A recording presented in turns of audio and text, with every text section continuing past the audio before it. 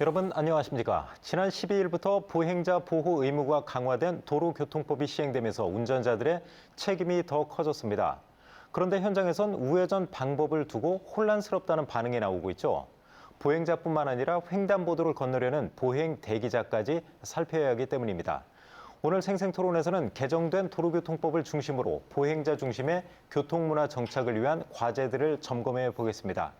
그러면 토론에 함께할 분들 먼저 소개하겠습니다. 대전경찰청 교통안전계에서 유긴철 팀장 나오셨습니다. 시민교통안전협회 김기복 대표 시간 내주셨고요. 안녕하세요. 다음은 한국교통연구원의 우승국 교통안전방재연구센터장 자리하셨습니다. 반갑습니다. 마지막으로 건축공간연구원 오성훈 보행환경연구센터장과 함께하겠습니다. 그러면 준비된 영상 보시고 본격적인 토론 시작하겠습니다.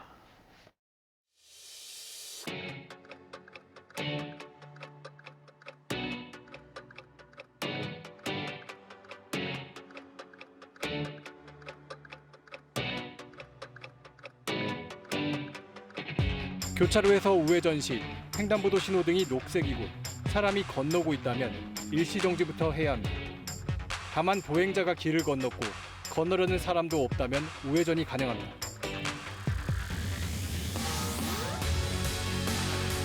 눈으로 보지 못했던 부분에 사람이 뛰어올 수 있는 부분도 있거든요. 법보다는 안전, 즉 사고 나지 않아야 되기 때문에 일시 정지한 다음에 사람이 있는 걸 확인하고.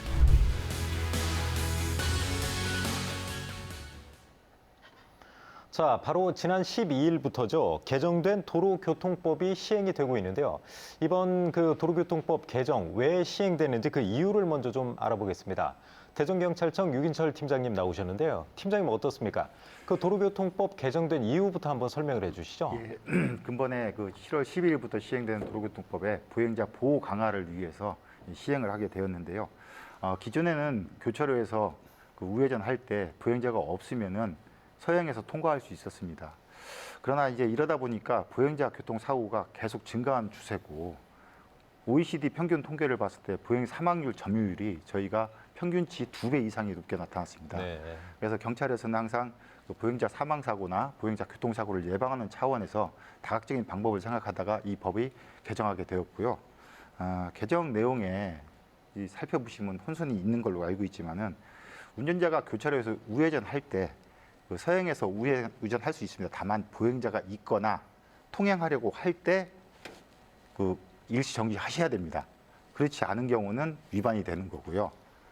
추가적으로 하나 더 말씀드리면은 어린이 보호구역 내에서도 신호등이 없는 횡단보도의 경우 운전자가 반드시 일시 정지 의무를 부여하는 법안도 같이 통과돼서 시행 중에 있습니다. 네, 그 부분 좀 더 잠시 후에 이제 자세하게 좀 더 얘기를 해볼 텐데 아무튼 법 개정의 취지는 보행자의 이제 안전을 보호하자 이런 내용인 것 같은데 확실히 우리나라가 이제 다른 선진국에 비해서 요 교통 사망자나 아니면 이제 그 교차로에서 그 사망자 훨씬 많은가 보죠? 예, 통계상으로 봐도 OECD는 사실 선진국 가입국 중에서 따지는 거지만은 저희가 거의 하위권에서 왔다 갔다 하는 수준에 있습니다. 하위권이라는 거는 상당히 좀 이제 우리나라가 이제 선진국이라고 자부했었는데 교통 문화, 이제 교통 습관 쪽에서는 아직도 이제 수준은 상당히 좀 낮다는 걸 좀 나타내는 것 같습니다. 네. 그 운전자들이 근데 이제 혼동하는 부분이 참 많은 것 같습니다. 저도 이제 아침에 출근하면서 교차로를 여러 군데 지났는데 과연 이 상황에서는 어떻게 돼야 되는 것인가? 초록불일 때 보행자가 있는 경우도 있고 없는 경우도 있고 또 보행자도 살펴야 되고 주변에 경찰차는 없는지 그 부분도 또 살피게 되더라고요. 이제 단속이 되는 건 아닌지. 김기복 대표님, 이런 부분에 대해서 좀 시민단체 이제 현장에서 반응을 많이 살펴보셨을 것 같은데 혼동된다는 부분들 상당히 많죠. 예, 그 대부분 그 운전자분들이 말씀하신 대로 우회전할 때 좀 이렇게 그 정확하게 이해하기가 어렵다. 네. 그 중에서도 이제 가장 어려워하는 것이 그 대기자, 그러니까 보행자가 횡단을 할 것인지 안 할 것인지 이거 판단하는 것이 굉장히 어렵다. 네, 이제 이런 그 얘기들을 많이 해요.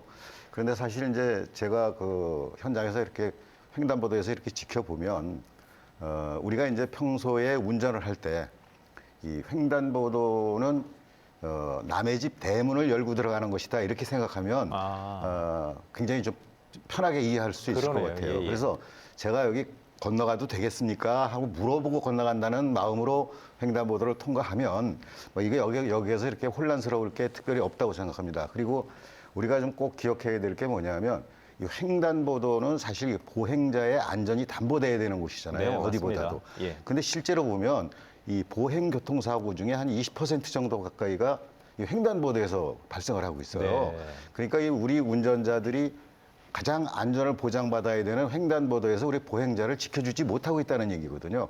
이런 측면에서 우리도 이제 보행 안전을 위해서 이렇게 그 운전자에게 보행자 안전에 대한 책임을 좀 더 무겁게 강하게 좀 묻자 뭐 이런 취지로 이해를 하시면 될 것 같아요. 그래서 제일 문제가 이제 이 횡단보도 신호등이 파란불이라고 하더라도 보행자가 없거나 건너려고 하는 사람이 없을 때는 서행으로 지나가도 된다 뭐 이렇게 이해를 하시면 될 텐데 여기에서 이제 문제가 되는 게 횡단보도에 사람이 없었어요. 네. 그런데 이렇게 가려고 보니까 뒤늦게 이제 급하게 뛰어오시는 분들. 뛰어 건너가다가 부딪히는 사고가 발생한단 말이죠. 네네. 이럴 때 운전자가 책임을 져야 된다는 얘기예요. 네. 그렇기 때문에 이런 사고, 이게 뒤에서 뛰어 건너오는 사람이 있는지까지도 확인을 하고 가라. 이제 그런 의미로 이해를 하시면 될 것 같아요. 그리고 이제 그러다 보니까 일부 이제 교차로에서 이 우회전 차량들이 시간이 많이 지체가 되지 않습니까? 네. 이제 지금까지보다는. 그러니까 이제 많이 차가 뒤에서 정체가 돼요. 그래서 이제 여기에 대한 짜증스러움과 불만의 소리도 지금 많이 제기가 되고 있거든요. 네. 근데 이것은 우리 이제 그 보행자 안전을 확보한다는 차원에서 우리가 이 소통적인 측면에서 다소 불편하거나 시간이 더 소요되는 것은 운전자들이 좀 감수해야 되지 않겠느냐. 저는 이제 개인적으로 그런 생각을 하고 있고요. 그리고 우리 저기 경찰청에서도 지금 나와 계십니다만은 이 우회전 차량의 소통 방법에 대해서 좀 고민을 좀 하셔야 돼요. 네. 왜 그러냐면 지금 운전자에게 그 보행자에 대한 책임이 이렇게 커지면서 운전자들이 아예 아무도 없어도 파란 신호가 꺼질 때까지 기다리신단 말이죠. 네. 그러니까 뒤에 우회전하는 차는 더 많이 밀릴 수밖에 없거든요. 이것을 우리가 이제 운전자들이 제대로 이해하면 그냥 가도 되겠지만 안전을 생각해서 안 가시는 분들이 많아요. 네, 그러니까 서서 파란불이 꺼질 때까지 기다리신단 말이죠. 이제 이런 부분에 대해서 홍보와 또 이제 우회전 차량에 대한 소통 방법에 대해서 좀 더 깊은 고민이 있어야 된다라고 저는 말씀드리고 네, 싶어요. 알겠습니다. 대표님 하신 말씀 중에서 그 이제 횡단보도를 지나갈 때는 남의 집 대문을 여는 것처럼 그러니까 반드시 이제 통행 여부를 물어보고 가라, 조심해서 가라 이제 그 네. 말씀인 것 같은데 말씀을 저희가 들어보니까 더 혼동이 되는 것 같아요. 저는 유긴철 팀장님께서 법에 명시된 대로 정확한 한번 교차로 통행 방법을 한 번만 정리를 좀 한번 해주시죠, 그럼. 예, 제가 아까 말씀드렸다시피 예. 기존의 법하고 차이가 있다고 하면은 통행하려고 할 때 이 항목이 들어갔다는 게 좀 문제성이 있는데요. 이게 저희가 이제 저희 경찰청 지침이나 저희 지침을 살펴봐도 통행하려고 할 때는 보행자의 순수한 의도를 파악해야 되거든요. 이제 이게 외부로 돌출되었을 경우 보행자가 내가 뭐 건너가겠다는 손으로의 몸으로의 그 의사 표현을 한다거나 네. 아니면 횡단보도상에 서 있으면서 발을 디디려고 하는 순간이라든가 네, 네. 아니면 좀 속보로 걸어오죠. 속보로 걸어오거나 뛰어오면서 횡단을 목적으로 하고 있는 사람들을 운전자가 주의 있게 살펴보고 일시 정지를 해야 한다는 것이고요. 그 초록불일 경우 말씀하시는 거죠, 보행 신호? 이 보행 신호가 떨어지면 다행히 그 횡단보도는 보행자의 것이 되는 것입니다. 네네. 그렇기 때문에 차량이 진입할 수가 없는 상황이고 사람이 없을 경우는 우회전이 가능한 곳입니다. 서행해서요. 예. 그래서 그러면 그 보행 신호가 이제 적색인 경우에도 이제 뭐 무단 횡단하는 그런 경우가 있을 때도 당연히 차는 보행자를 또 우선을 해줘야 되는 건가요? 그런 경우도?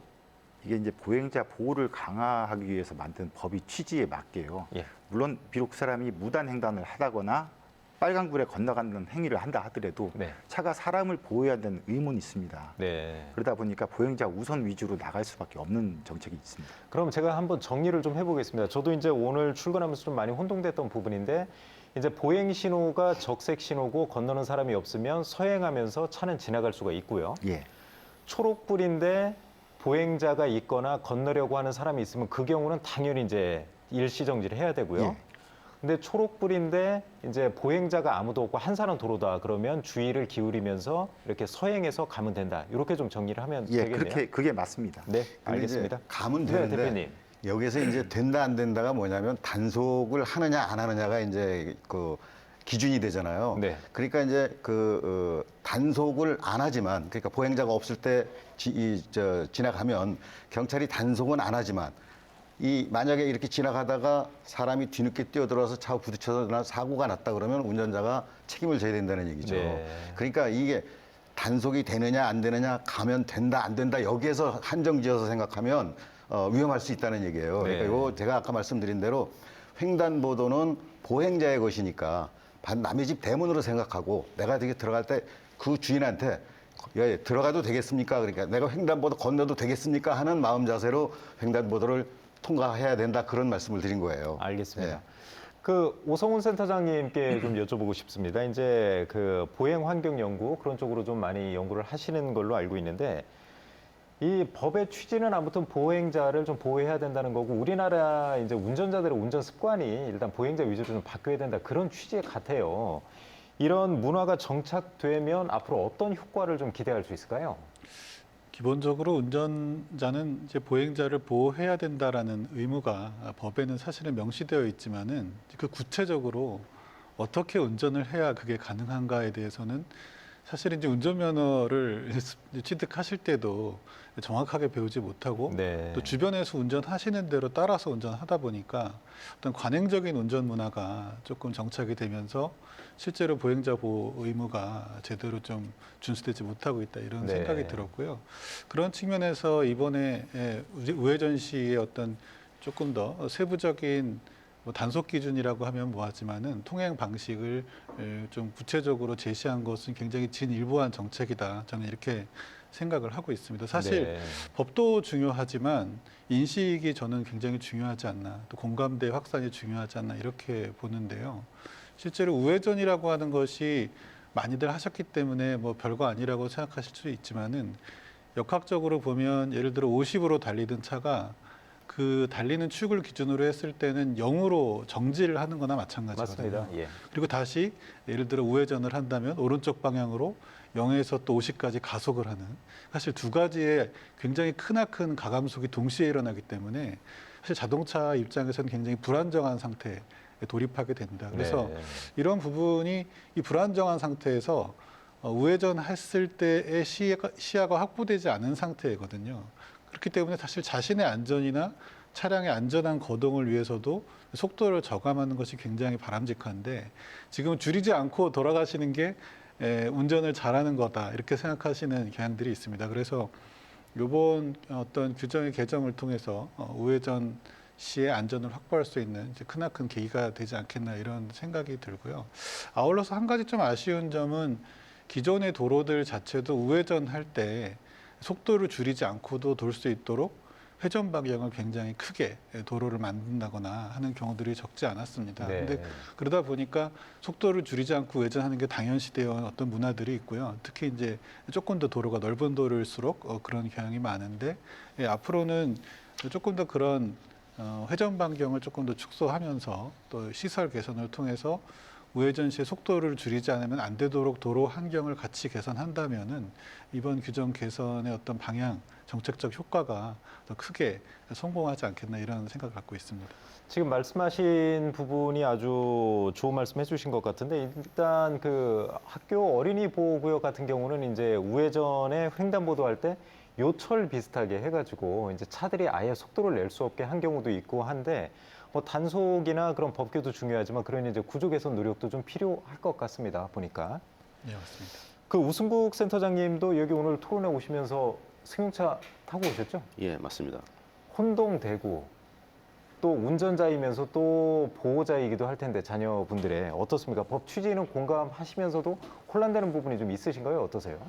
그 우회전할 때 과거에는 습관적으로 그냥 뭐 서행하면서 네. 우회전한다라고 생각을 했는데 사실은 선진국에서는 횡단보도를 보행자의 공간으로 보고 있거든요. 그러니까 보도의 연장이다 이렇게 보시면 되겠습니다. 그래서 우회전할 때 가능하면 그 근처에 있는 보행자와 아이 컨택을 하는 게 되게 좋고요. 네. 뛰어올 수도 있기 때문에 한번 이렇게 둘러보는 것도 되게 중요합니다. 그런 의미에서 일시 정지가 그런 기회를 준다는 측면에서 굉장히 안전에 크게 도움이 될 것이라고 생각합니다. 일부에서는 이제 우회전하는 차량들이 이제 저마다 이제 아침 출근 시간 또 저녁 퇴근 시간이 있지 않습니까? 이제 모든 차량들이 일시정지 하다 보면 교통체증이 더 심해진다 이런 우려도 있는데 지금 말씀하신 대로 이제 보행자 이제 안전을 보호하는 측면은 있지만 교통체증에 대한 우려도 있단 말이에요. 그 부분은 좀 어떻게 보세요? 과거에 서행하다 우회전하는 거하고 일시정지하고 우회전하고 물론 차이는 있을 수 있겠으나 이 제도를 저희만 시행하는 것은 아니고요. 유럽 같은 경우에는 차량 전방에 적색인 경우에 네. 아예 우회전을 불허합니다. 네. 그리고 미국과 일본 같은 경우에는 저희처럼 이제 이번 제도처럼 일시정지했다 우회전하는 제도를 시행하고 있는데 아무래도 그런 어떤 빠르게 간다는 효율보다 안전을 더 중요시한다는 취지가 있지 않나. 선진국에서 다 그렇게 하고 있는 거고요. 저희가 이번에 이걸 도입했다라고 생각을 합니다. 저희는 그런 측면에서는 사실 그 보행자 보호 관련 이제 법규가 좀 늦어졌다. 이렇게도 어떻게 보면 해석을 좀 할 수가 있겠네요. 예, 맞습니다. 그래서 이제 지금 센터장님. 시점에서 중요하다고 생각하는 점은 이제 자전거와 전기 스쿠터인데요. 네. 저는 일시정지가 이제 보행자만을 생각했을 때는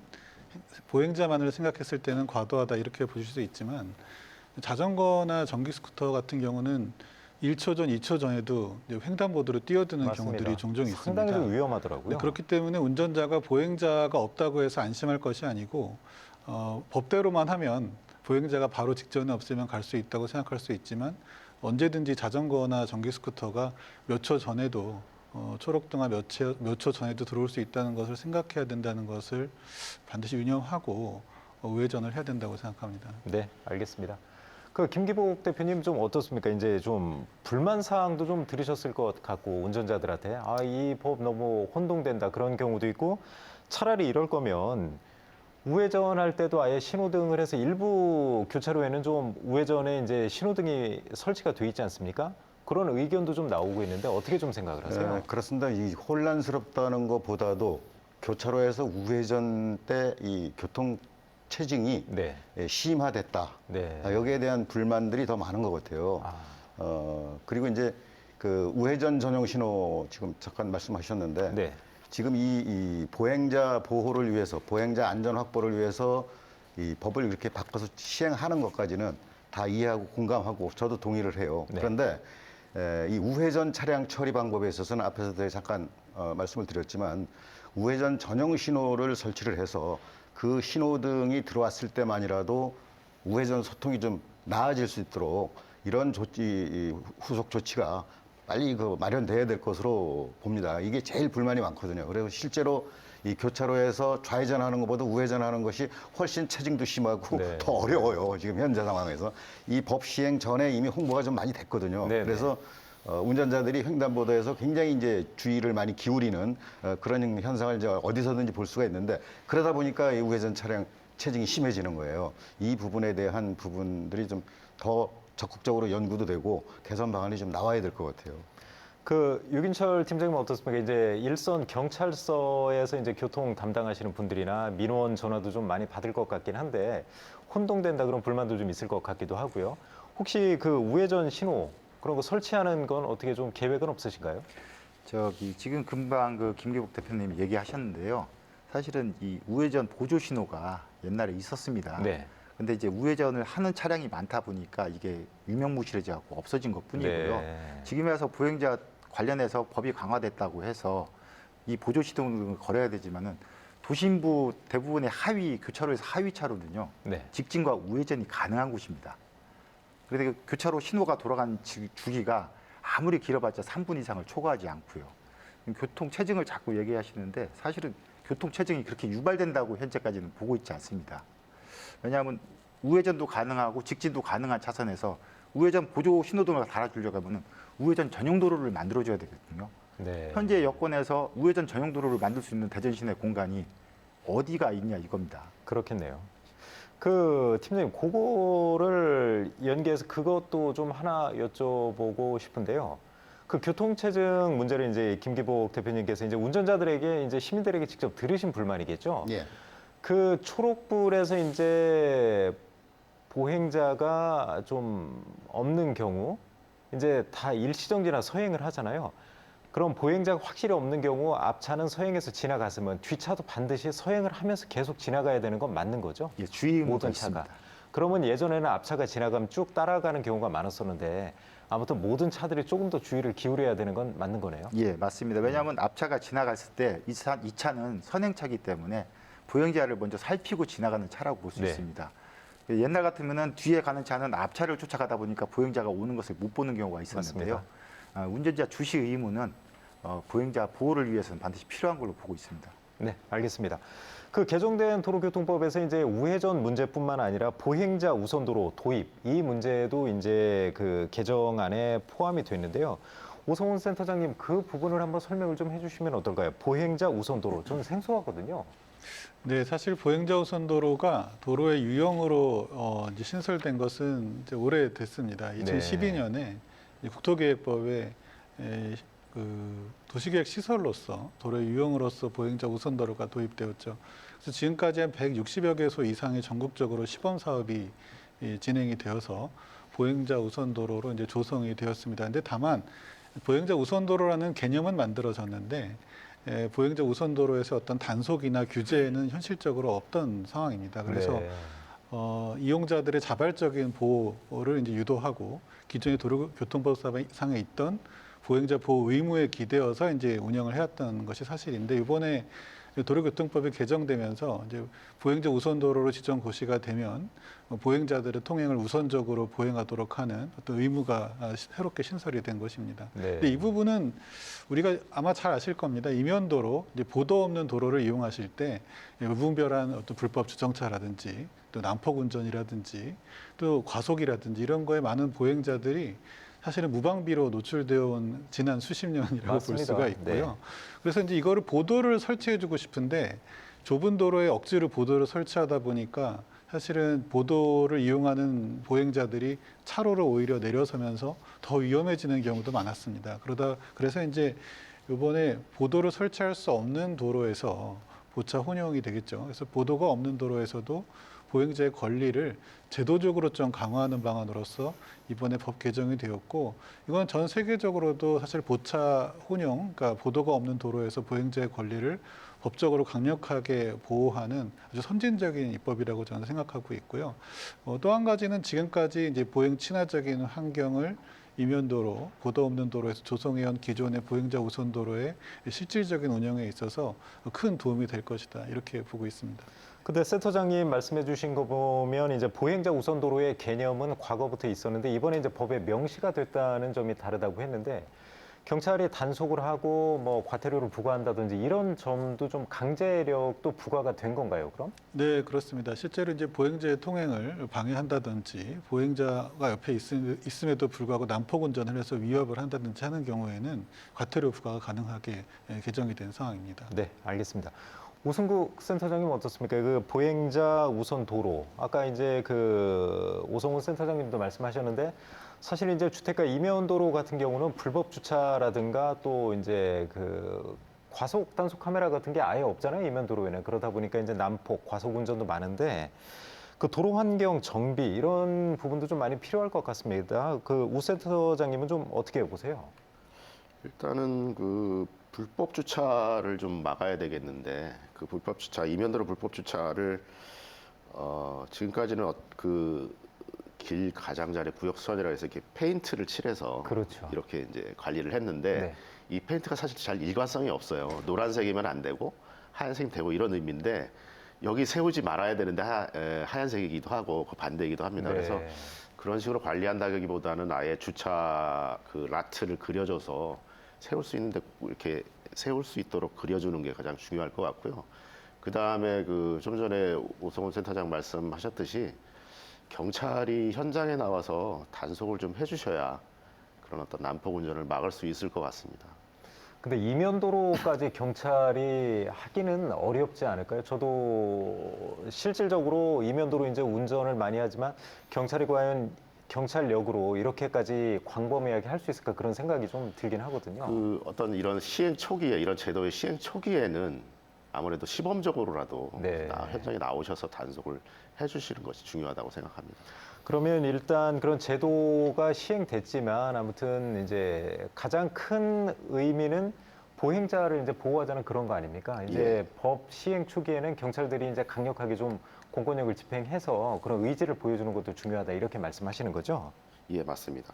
뭐 추가적으로 보행 환경 개선 위해서 좀 덧붙일 말씀 있으세요? 제가 보기에는 그 불법 주정차 문제가 가장 심각한 것 같아요. 저는 이제 이면도로 달리다 보면 어디서 아이들이 튀어나올지 그게 가장 걱정되기 때문에 저는 일단 천천히 가는데 운전에 자신 있는 분들이 워낙 많으신가 봐요. 그런 부분도 그냥 쌩쌩 달리고 하는 분들이 있는데 뭐 좀 조언을 해주신다면 어떤 게 좀 있을까요? 외국 같은 경우에는 그 이면도로 같은 조그만 골목길에도 속도 제한 표지를 모두 이렇게 가능하면 붙여줍니다. 네, 네. 그래서 바닥이나 이 옆면에 붙여서 운전자들이 경각심을 갖도록 하고 있고요. 그 다음에 이면도로와 이면도로가 만나는 부분에서 저희는 양보 규정이 좀 헷갈린데요. 먼저 들어간 차가 우선이냐, 오른쪽 그렇죠. 차가 우선이냐, 뭐 이런 것들이 있는데 네. 외국 같은 경우에는 오른쪽 도로에서 들어간 게 우선이다라고 좀 심플하게 이렇게 해주고 네. 있거든요. 저희도 그런 부분에 있어서는 여러 가지 기준을 두는 것보다 한 가지 기준, 오른쪽 차로가 우선이다 이렇게 관리를 해주는 것이 더 심플하게 해서 운전자가 따르기 쉬울 것 같습니다. 알겠습니다. 그 예, 김기국 대표님, 네. 사실은 어떻게 보면 이제 우선순위를 정해주는 것도 중요하겠습니다만은 지금 이제 보행자 우선도로를 시행해야 되는 이 이면도로 같은 경우에 이 자동차가 교차되는 지점에서 모두 일시정지 의무를 주는 게 더 효율적일 거예요. 네. 그러니까 일시정지해서 안전하다고 판단됐을 때 통과할 수 있도록 이렇게 이끌어가는 것이 이 이면도로의 자동차 사고도 그렇고 또 보행자 안전도 확보될 수 있지 않을까 저는 그런 생각을 하거든요. 그러니까 이 우선순위를 정해주면 우선권을 주장하거든요. 그러니까 이 사람이 양보 안 하고 그냥 달려가는 이런 네. 문제가 생기기 때문에 모두 일시정지하는 의무를 좀 이렇게 강화하는 그런 방안도 필요할 것 같고요. 그다음에 이면도로에서 가장 문제가 되는 게 이 보행자 안전을 해치는 게 불법 주정차예요. 맞습니다. 이 불법 주정차를 하고 있는 상황에서는 사실 그 보행자가 어디에서 이 차 사이로 나오게 될지 모르거든요. 네. 그런 상황에서 보행자 안전을 확보하기 위해서는 불법 주정차를 근절을 해야 되는데 이 근절을 할 수 있는 방법이 사실 없어요, 요즘. 그래서 보행자 우선 도로를 구획하고 여기다 이제 도로 이 표면에도 뭐 구획을 할 거 아닙니까? 여기 이 지정된 이 장소에서만큼은 어떤 경우에도 불법 주정차를 할 수 없도록 이렇게 단계별로 해서 확대해 나가는 것이 필요하지 않을까 싶어요. 네, 알겠습니다. 좋은 말씀 해주셨고요. 그 다음 주제로 한번 넘어가 보겠습니다. 그 요즘 가장 뜨거운 문제 중에 하나인데 이제 스쿨존 내 제한 속도 이제 상향 조정하는 방안이고 육 팀장님 대전에도 이번 달부터 몇 군데 시행하고 있잖아요. 예, 그렇죠. 두 군데 하고 있습니다. 그런데 이제 도로교통법으로 우회전 이제 하면서 보행자 안전은 강화하면서 스쿨존 제한 속도는 상향한다. 이건 어쩌면 좀 상충되는 거 아닌가 이런 좀 나오고 있는데 이렇게 좀 상향 추진하는 이유는 무엇인가요? 사실 이 안전속도 5030을 시행을 작년부터 하면서요. 네. 문제점이 된 게 이제 편도 4차로 이상의 그 주 간선도로까지도 그 60에서 80을 놓던 도로를 갑자기 50 이하로 다운시키고 어린이 보호구역 같은 경우는 30 이하로 내리다 보니까 사실 운행을 하시는 많은 분들이 불만을 야기하셨어요. 네. 그리고 스쿨존 같은 경우도 야간에 어린이 통학이 전혀 없는 상황에서도 그렇죠. 30 상태에서 계속 운행을 한다는 것은 효율성이 떨어진다는 네. 불만이 많이 제기됐던 상황이라서요. 그래서 저희 같은 경우 지금 유성구 그 한밭대학교 앞에 하고 현충원역 앞에 그 어린이집 2개소가 있습니다. 네. 거기는 편도 4차로 이상이고 해서 저희가 지금 현재 50으로 시범 운영하고 있습니다. 기존에는 그럼 거기도 시속 30km로 제한이 됐었는데 이제 50으로 이제 시범 운영을 이제 했다 이 말씀이시죠? 7월 1일부터 시범 운영하고 네. 있습니다. 그러면 어느 정도 이제 효과 보시면서 이제 다른 지역으로도 스쿨존 내 제한 속도 상향 계속 검토는 하고 계신 건가요? 예, 지금 뭐 어차피 민원을 계속 받은 상황이라서 현재 여기를 시범 운영해서 그 교통사고 발생률이라든가 그다음에 통행량 속도를 한번 다 점검을 한 다음에 네. 저희가 다시 자체 심의를 거쳐서 점점 확대해 나가는 방향으로 생각을 하고 있습니다. 네, 알겠습니다. 저희가 스쿨존도 보면 네, 오 센터장님. 네, 저희가 그 어린이 보호구역 관련 연구를 좀 진행을 했는데요. 네네. 대체로 우리나라가 어린이 교통사고, 보행자 교통사고는 많이 개선이 되고 있습니다. 네. 근데 다만 이제 세밀하게 장소별로 분석을 해보면 그 어린이 보호구역 자체 내에서는 사고가 줄고 있지만 네. 어린이 보호구역 바로 바깥쪽 일종의 풍선 효과라고 할 거예요. 그래서 학교 바로 앞에서는 사고가 나지 않지만 학교가 바로 보이지 않는 이면도로에서는 사고가 줄지 않고 있는 측면이 있습니다. 큰 문제네요. 네, 그래서 저희가 분석을 해보면 보도가 없는 이면도로에서의 사고가 보도가 있는 간선, 보조 간선에 비해서 2배 정도 나고 있습니다. 그래서 저희가 이제 고안을 해본 것은 스쿨존의 지정 구역이 학교 앞 도로로 좀 한정되지 말고 블록 단위로 하는 것이 좀 안전하지 않겠는가. 네. 왜냐하면 학생들이 통학권이라는 게 학교 앞에서만 통학권이 아니고 집에서부터 학교까지 전체 거리가 사실은 통학권이거든요. 그래서 블록 단위로 지정하는 대신 아까 팀장님도 말씀 주셨지만은 간선가로에 대해서는 속도를 조금 더 높이고 대신 블록 내에서는 시차제 통행 제한이라든가 전체 블록을 하기 어렵다면 주요 통학로를 안전 통학로로 지정해서 시차제 통행 제한을 하는 대신 횡단보도만큼은 어차피 간선에서 건너야 되니까 네. 조금 더 안전 조치를 강화한 횡단보도를 스쿨존 주변에 설치하는 방식으로 하면 이제 간선 보조 간선급의 통행 속도는 유지하면서도 스쿨존 내에서의 안전성을 높이는 이런 어떤 타협안 같은 것들이 가능하지 않겠나 이렇게 생각하고 있습니다. 우승국 센터장님 좀 어떻게 보세요? 이제 운전자들은 속도 완화를 좀 반기는 분들도 있는데 저 같은 경우도 운전자이면서 또 어린이들의 이제 그 보호자이기도 한데 어린이들의 안전이 걱정되는 이런 우려의 목소리도 좀 있단 말이에요. 좀 어떻게 보십니까? 외국 같은 경우에 아이들 활동이 있는 시간만 그 속도 관리를 하고 있거든요. 아, 그러니까 원래 그 세계적으로도 그렇게 하는 예, 데가 저희 많은 건가요? 나라만 전일제로 하고 있는데 네. 애들 통학 시간, 또 학교 시간만 하고 있는데 이거에 대해서 그 교통안전에서 상당히 그 뭐랄까 선진적인 스웨덴의 교통안전 교육 자료를 보면 이런 말이 있습니다. 스쿨존의 속도 관리를 아이들이 있는 시간만 해야 되는 이유는 그 속도 관리의 취지를 운전자가 알아야 하기 때문이다. 네. 그러니까 아이들이 보도에서 이렇게 뛰어놀고 도로로 튀어나올 수도 있는 상황에서는 관리를 해주고 그렇지 않은 시간에서는 굳이 관리를 할 필요가 없다. 그러니까 속도 관리를 왜 하는지 운전자가 이해를 하면 그것에 어떤 따르는 순응하는 정도도 높아질 수 있다는 거죠. 네. 그런 측면에서 지금 저희가 전일제로 하다가 아이들 활동이 없는 시간에 좀 관리를 완화하는 것은 합리적인 방안이라고 생각합니다. 세계적으로 봤을 때도 이제 우리가 너무 좀 안이하게 하는 건 아니다. 저는 이제 세계적인 추세다 이 말씀이시죠? 예, 지금? 맞습니다. 네. 그 김기복 스쿨존의 네. 경우는 말씀이에요. 사실 우리 이제 오 센터장님도 말씀을 하셨는데 네. 이 스쿨존을 지정하기 전에 좀 이 조사가 좀 철저하게 이루어져야 돼요. 그 지금 스쿨존을 지정해 놓은 장소가 들쭉날쭉합니다. 기준이 없어요. 보통 쉽게 학교 그 출입구 그리고 근처 아닌가요? 무엇보다도 이제 뭐 학교 정문으로부터 300m 이내로 이렇게 규정을 하고 있지만 네. 이게 기준이 맞지 않는다는 얘기예요. 무슨 얘기냐면 학교 담이 이렇게 쌓여가지고 어린이 그러니까 차단이 돼 있는 그 옆에 도로 4차선, 8차선 도로도 40km, 50km로 뭐 30km 해놓은 데도 있고 네. 뭐 이게 그래서 저는 이 간선도로냐 뭐 여기에 따라서 속도를 상향하고 내리고 하는 게 아니라 기본적으로 속도를 올리는 구간에 대해서는 이 보도에 어린이가 차도하고 접근이 되지 않도록 차단하는 방호 울타리 같은 네. 안전 시설을 확보한 곳에서는 지금 기존대로 50km로 이렇게 올려주면 훨씬 효율적이라는 생각을 해요. 근데 이 스쿨존의 지정 기준이 엉망이다가 보니까 운전자들이 지금 우리 말씀하신 대로 운전자들이 속도를 줄여야 될 그 취지에 대해서 이해를 잘 못한단 말이죠. 네. 이 4차선 도로에서 50km 주는 데도 있고 40km 주는 데도 있고 또 8차선 도로인데도 50km 하는 데가 있고 40km 하는 데가 있고 30km 하는 데가 있어요. 이 근거가 어디냐, 기준이 뭐냐는 거죠, 이게. 그래 이러다 보니까 운전자들이 불신해 버려요. 그러니까 스쿨존 자체를 불신하다가 보니까 잘 안 지켜지는 거예요, 이게.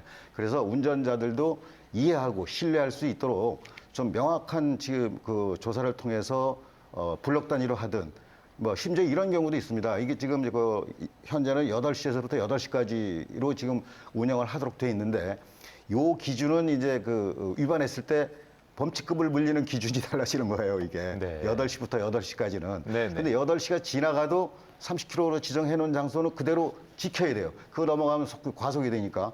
그러니까 이건 불합리하다는 거죠. 그러니까 이제 아이들의 안전을 위해서 필요한 시간은 확실하게 규제를 해서 지키도록 하고 네. 아이들이 없는 시간에는 속도를 원래대로 환원시켜줘야 된단 말이죠, 이거를. 근데 이것도 8시 넘어서 새벽 12시 넘어서까지도 30km로 그냥 묶어놓고 있어요.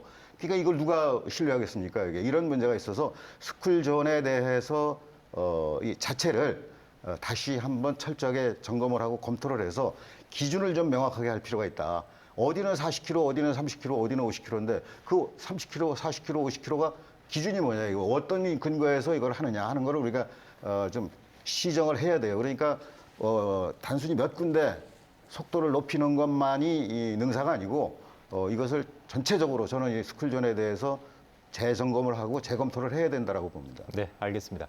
그 유긴철 팀장님, 그게 좀 갑자기 궁금해졌습니다. 지금 계속 30km, 뭐 50km만 얘기하시는데 제가 사는 세종시 같은 경우는 시속 20km 제한 구역도 있거든요. 예. 20km하고 30km는 어떤 차이가 있는 건가요? 속도의 차이 이전에요. 20km로 세종을 가끔 지정한 대로 보긴 봤습니다. 아, 대전은 없는 건가요? 대전은 현재 아까 보행자 우선 도로에 대해서 대전에 3개소 20km. 지정한 데가 있는데 네. 아직 지정은 안 돼 있습니다. 네. 근데 급박하게 지정을 하다 보니까 저희가 여기 이제 경찰서 심의위원회를 통해서 심의를 한 후에 이제 20km로 고시를 하고 시행을 할 예정이고요. 네. 세종 같은 경우도 이 도로에 대해서 이제 각 경찰서장의 권한으로 교통 속도를 제어하고 규제할 수 있습니다. 네. 세종 같은 경우도 제가 운행하다 보면은 가끔 20km 도로가 있긴 있었습니다. 그렇죠. 있었는데 이곳은 주민들이 동의를 얻고 민원이 들어온 관계로 해서 속도를 더 하향하도록 조정이 건의가 들어온 관계로 해서 경찰서에서 교통심의위원회를 거쳐갖고서 세종청에서 20km로 구 구간만 제한을 하게 된 겁니다. 네, 알겠습니다.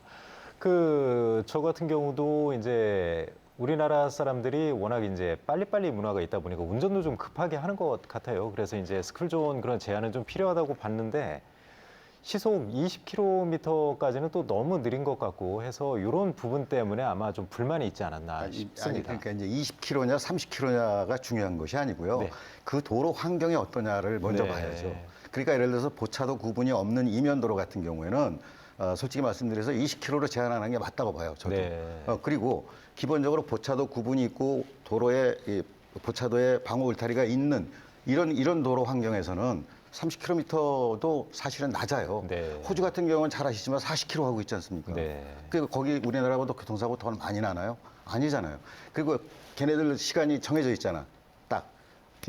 아침 8시부터 10시까지 또 오후 3시부터 4시까지가 이렇게 정해져 있잖아요. 시간이. 근데 우리는 아까 말씀드렸지만은 이 범칙금을 할증하는 시간은 정해져 있지만 24시간 운영을 해요. 그러니까 제가 알고 있기로도 이게 스쿨존을 24시간 운영하는 나라는 거의 없는 걸로 알거든요. 네. 그리고 뭐 예를 들어서 일본 같은 경우도 아예 이 차량 통제를 하는 한이 있어도 시간을 정해놓고 하지 않습니까? 그 우리는 시간도 정해놓지 않고 24시간이니까 새벽에 진짜 어린이가 잠자고 있는 시간에 거기도 스쿨존을 속도를 지켜야 된다 하는 건 이건 어떻게 보면 이게 억지죠, 이거 사실.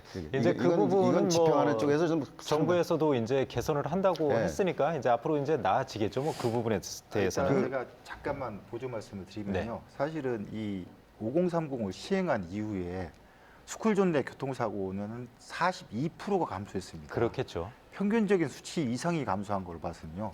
1년만 비교했을 때 이 정도면요. 사실은 뭐 무인 카메라나 이제 단속 시설이 있긴 하지만은 운전자들이 그 구간 내에서만큼 속도를 줄이는 것은 사실입니다. 네, 네. 그러면 그런 일단 측면도 유 있지만요. 팀장님이 예, 50 보시기에는 5030은 일단 그런 부분에 성과는 좀 있다고 보시는 거잖아요. 그렇죠. 이 통계적으로 봤을 때도 저희가 무인 카메라를 사실 이 어린이 보호구역 자체가 시설물을 설치한 지가 불과 몇 년이 안 됩니다. 저희가. 네. 어린이 교통사고, 뭐 사망사고 같은 경우도 KBS에서 많이 보도를 하는 걸 봤지만은 심각한 문제가 되다 보니까 어린이 보호시설 내 색깔도 노면으로 다 칠하고 뭐 펜스 치고 근데 이게 금방 될 수 있는 게 아니고요. 네. 사실은 예산이 많이 동반되는 그 사항이라서 그 시간이 좀 걸릴 뿐이지. 그러니까 이제 김기복 그 대표님 말씀대로 속도 규제는 통일성이 필요하지만 네. 구간에 따라 좀 차이가 있을 수가 있습니다. 네. 간선도로하고 이면도로하고 차이가 있을 수가 있는 것이고. 알겠습니다. 그 두 분은 좀 어떠세요? 5030 관련해서 이제 성과도 있지만 한계도 분명히 있다고 볼 수 있는데 우승국 센터장님 보시기에는 성과, 한계 어떤 쪽으로 좀 무게를 좀 두고 싶으신가요? 이 제도를 시행한 이유는 그 자동차가 차대 사람 사고를 냈을 때 충돌 속도하고 사망률하고는 아주 밀접하게 연결이 돼 있거든요. 그렇겠죠. 그래서 60km로 충돌하면은 사망 확률이 20% 정도, 50km로 충돌하면은 10% 정도, 2분의 1로 줄어듭니다. 네. 그래서 선진국들에서는 이 제도가 이미 1960년대 도입이 됐어요. 그러니까 네. 우리는 좀 많이 도입이 늦었습니다. 그래서 이 제도 자체는 뭐 효과는 확실하다. 그리고 저희가 그 작년부터 시행됐기 때문에 작년 시행한 것을 효과를 과학적으로 검증이 좀 어렵고요. 근데 2017년부터 지자체별로 이렇게 시범적으로 많이 시행을 했거든요. 그래서 저희가 과학적으로 통계 분석을 해보니까 뭐 시행 효과는 확실합니다. 뭐 효과는 있지만 이제 새 정부에서도 계속 이제 규제 완화 밝히는 거 보면 어느 정도 이제 한계도 있고 불만도 있고 문제점이 있으니까 그런 거 아닐까요? 그 문제점은 이게 시계 안에 들어왔을 때 일률적으로 50km로 제한하는 게 좀 문제가 됐었어요. 네. 사실은 법에 보면은 도시 지역에 주거, 상업, 공업 지역에 그러니까 보행자 활동이 많은데 하도록 되어 있는데 보행자가 전혀 없는 데도 있거든요. 사실 시계 안에도. 네.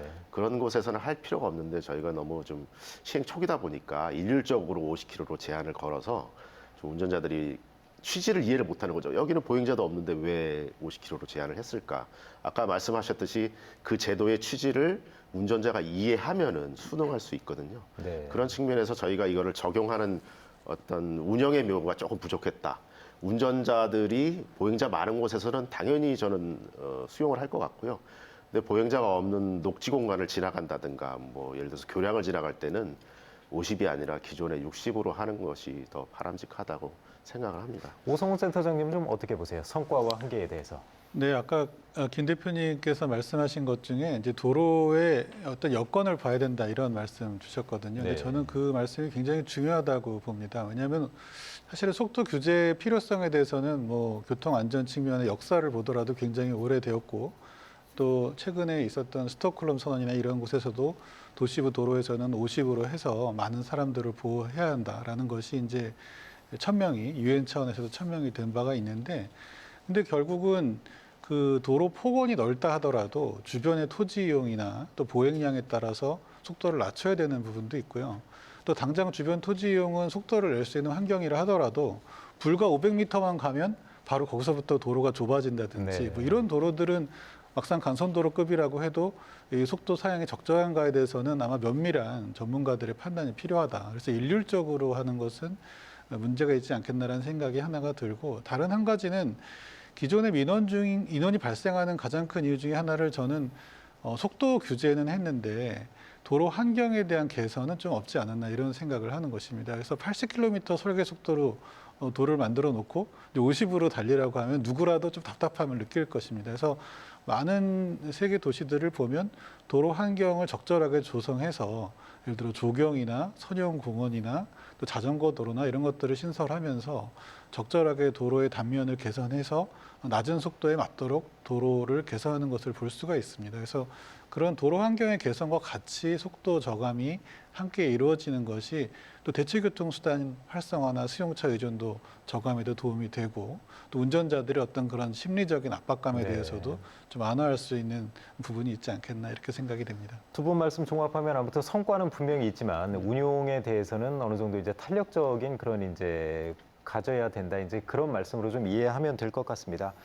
이제 토론 거의 마무리할 시간인데요. 한 시간이 많지는 않고 30초 정도만 해가지고 마지막으로 이제 꼭 하고 싶은 말씀 한번 해주시죠. 김기복 대표님부터 짧게 좀 한번 부탁드리겠습니다. 예, 그 안전속도 5030에 대해서 저도 100% 공감을 하고 꼭 필요한 제도다라고 생각을 합니다. 그런데 이제 문제는 이 속도 규제에 있어서 이거 합리적이지 않다는 점에서 이제 문제가 돼요. 아무리 네. 오 소장 잠깐 말씀하셨지만은 서울 같은 경우에 보면요, 올림픽대로와 노들길이 같이 하는데 이 노들길도 자동차 전용 도로로 80km 제한 속도 줬던 곳이에요. 그럼 무슨 얘기냐면 중앙분리대 가드레일 보행자가 전혀 들어오지 않도록 만들어 놓은 도로란 말이죠. 근데 여기도 50km 하고 있어요. 네. 옆에는 80인데 여기는 50이에요. 이렇게 강제를 하면 운전자들이 여기에 이거를 동의하고 수긍하고 따라오기가 어렵다는 알겠습니다. 거죠. 좀 탄력적인 제- 운영이 필요하다. 이 제도를 이해하고 운전자들이 적극적으로 따를 수 있도록 이렇게 정책을 해야 된다고 생각합니다. 알겠습니다. 유인철 팀장님 뭐 덧붙이고 싶으신 말씀 예, 짧게 좀. 저희 뭐 경찰에서는 교통사고 예방이 주 목적이기 때문에요. 교통사고 예방이라는 것이 시설물도 보강돼야 되고 교육 홍보도 따라야 되고 단속도 있어야 되지만은 하나 더 추가한다고 하면은 그래도 운전자들이 의식 개선이 가장 중요하다고 보고 있습니다. 네, 알겠습니다. 안전운전 당부드리겠습니다. 네. 자, 오 센터장님 한번 말씀을 해주시죠. 오늘 토론을 한 5030 정책이나 보행자 우선도로 같은 정책들을 유럽에서는 80년대에 모두 도입을 했습니다. 그 당시에 1인당 소득이 유럽 국가들이 10,000불 정도였습니다. 우리는 이제 이걸 도입한 시점이 지금 최근이니까 35,000불 정도인데 네.